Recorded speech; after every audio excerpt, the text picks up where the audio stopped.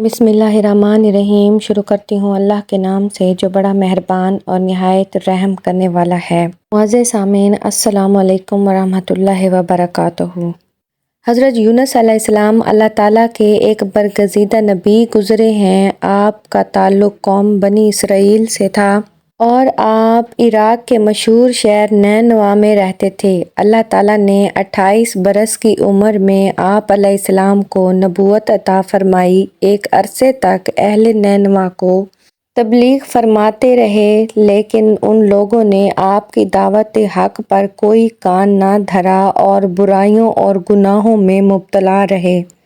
اہل نینوا کی سرکشی اور مسلسل مخالفت نے آپ علیہ السلام کو دل برداشتہ کر دیا۔ آپ علیہ السلام نے ان سے سخت ناراض ہو کر ان کے لیے عذاب الہی کی بد دعا کی۔ ان کے لیے عذاب الہی کی بد دعا کر کے آپ وہاں سے روانہ ہو گئے۔ دریائے فرات کے کنارے مسافروں سے بھری کشتی روانگی کے لیے تیار کھڑی تھی۔ آپ بھی اس میں سوار ہو گئے۔ کشتی ابھی کچھ ہی دور گئی تھی کہ طوفانی ہوائیں چلنے لگیں، کشتی ڈگمگانے لگی اور اس کے ڈوبنے کا خطرہ پیدا ہو گیا۔